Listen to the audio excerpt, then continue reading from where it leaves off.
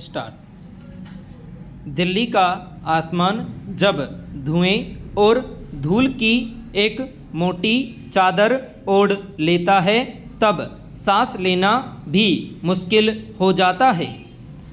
सूरज सिर्फ धुंधला सा एक धब्बा बनकर रह जाता है। तब हर किसी को बारिश की प्रतीक्षा होती है, एक ऐसी बारिश की जो जहरीले गुब्बार को धो डाले और हवा को फिर से सांस लेने लायक बना दे। यह वह स्थिति होती है जब स्कूल बंद कर दिए जाते हैं, अस्पतालों में सांस के मरीजों की कतारें लग जाती हैं और स्वस्थ इंसान भी अपनी आँखों में जलन और फेफड़ों में चुभन महसूस करने लगता है। मगर जब प्रकृति रूठ जाती है, जब मानसून दूर होता है और पश्चिमी विक्षोभ भी धोखा दे जाता है, तब नजरें उठती हैं विज्ञान की ओर। पैरा। प्रदूषण से लड़ाई की इसी उम्मीद के साथ कुछ समय पहले दिल्ली ने कृत्रिम बारिश के लिए बादलों का दरवाजा खटखटाया था। आईआईटी कानपुर के वैज्ञानिकों के साथ मिलकर एक बड़ी योजना बनी। विशेष विमान तैयार किए गए और दिल्ली की बेबस जनता टकटकी लगाए आसमान की ओर देखने लगी। वह दिन आया जब विमानों ने बादलों के बीच जाकर अपना काम किया, मगर नतीजा सिर्फ फीका रहा। यह महंगा तकनीकी प्रयोग विफल रहा। इस नाकामी को समझने के लिए हमें यह समझना होगा कि कृत्रिम बारिश आखिर होती कैसे हैं। पैरा। कृत्रिम बारिश को वैज्ञानिक भाषा में क्लाउड सीडिंग या बादलों का बीजारोपण कहते हैं। यह पहले से मौजूद बादलों को बारिश करने के लिए मनाने या उकसाने की एक तकनीक है। प्राकृतिक तौर पर बारिश तब होती है जब बादलों में मौजूद पानी की अरबों सूक्ष्म बूंदें या बर्फ के क्रिस्टल आपस में जुड़कर इतने बड़े और भारी हो जाते हैं कि हवा उन्हें और संभाल नहीं पाती और वे गुरुत्वाकर्षण के कारण जमीन पर गिरने लगते हैं। यह प्रक्रिया उन घने कपासी बादलों में सबसे अच्छी होती है जो रुई के पहाड़ों की तरह दिखते हैं और जिनमें पानी की मात्रा भरपूर होती है। मगर कई बार बादलों में पानी तो बहुत होता है, मगर वे बूंदें इतनी छोटी होती है कि आपस में जुड़कर भारी नहीं हो पाती। यहीं पर बादलों के बीजारोपण की भूमिका शुरू होती है। पैरा।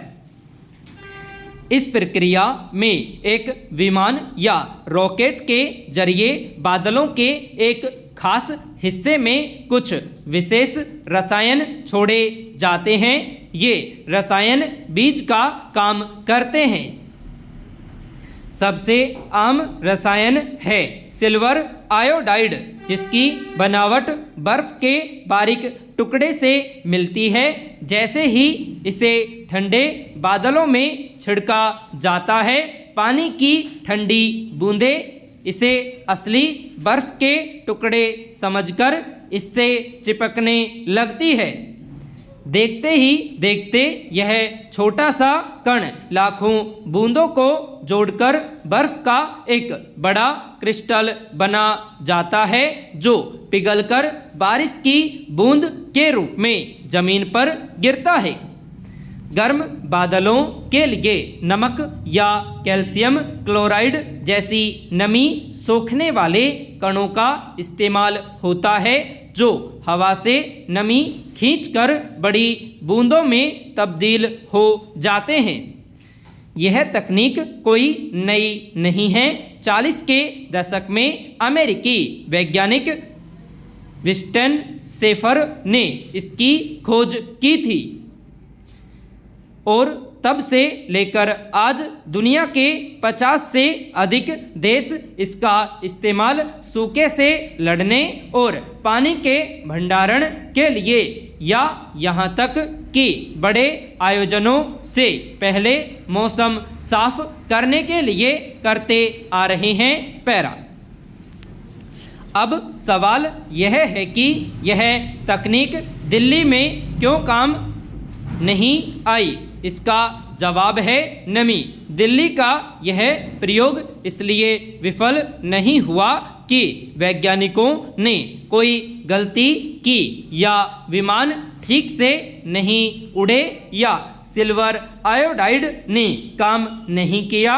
यह प्रयास इसलिए नाकाम हुआ कि जिस कच्चे माल की इस तकनीक को सबसे अधिक ज़रूरत होती है वही आसमान से गायब था। IIT कानपुर के विशेषज्ञों ने स्पष्ट किया कि कृत्रिम बारिश की सफलता के लिए बादलों में नमी की एक न्यूनतम मात्रा होना अनिवार्य है। सीधे शब्दों में कहें तो बादल गीले और घने होने चाहिए। वैज्ञानिकों के अनुसार एक सफल बीजारोपण के लिए बादलों में कम से कम 50% या उससे अधिक तरलता होनी चाहिए, मगर दुर्भाग्य से जिस दिन दिल्ली में यह परीक्षण किया गया उस दिन आसमान में जो बादल मौजूद थे वे बहुत पतले, सूखे और बेजान थे। वे घने कपासी बादल नहीं थे। उनमें नमी की मात्रा सिर्फ 10 से 20% के बीच पाई गई। यह उस सूखी स्पंज की तरह था जिसे कितना भी निचोड़ ले उसमें से पानी नहीं निकल सकता। पैरा। विडंबना देखिए, जिस प्रदूषण को मिटाने के लिए यह बारिश कराई जा रही थी, शायद उसी प्रदूषण ने बादलों की संरचना को इस हद तक बिगाड़ दिया था कि वे कृत्रिम बीजारोपण के लिए भी तैयार नहीं थे। वैज्ञानिकों को सिर्फ सूखे बादलों से ही नहीं बल्कि प्रदूषित और बिगड़ैल बादलों से भी निपटना था। विमानों ने बादलों में सिल्वर आयोडाइड दागे। उन रसायनों ने अपना काम करने की कोशिश भी की, लेकिन जब बादलों में पर्याप्त जल कण ही नहीं थे तो वे आपस में जुड़कर बड़ी बूंदें कैसे बनाते। जो थोड़े बहुत कण बने भी वे इतने हल्के थे कि जमीन तक पहुंचने से पहले ही हवा में भाप बन गई। इस विफलता का एक और तकनीकी कारण था बादलों की ऊंचाई। विशेषज्ञों के मुताबिक यदि बादल 5000 फुट के आसपास यानी जमीन के करीब होते तो सफलता की संभावना ज़्यादा होती, लेकिन दिल्ली के ऊपर बादल करीब 10,000 फुट या उससे भी अधिक ऊंचाई पर थे। इतनी ऊंचाई से एक छोटी बूंद का जहरीली और गर्म हवा के थपेड़ों को झेलकर जमीन तक पहुंचना नामुमकिन था। इसके अलावा दिल्ली की सर्दियों में तापमान व्युत्क्रमण की एक मोटी परत बन जाती है जिसमें ठंडी हवा नीचे फंस जाती है और गर्म हवा उसके ऊपर एक ढक्कन लगा देती है। यह ढक्कन ही सारे प्रदूषण को शहर के ऊपर कैद रखता है। कृत्रिम बारिश के इस प्रयोग का एक मकसद इस ढक्कन को तोड़ना भी था, लेकिन अपर्याप्त नमी के कारण यह प्रयास सफल नहीं हो सका।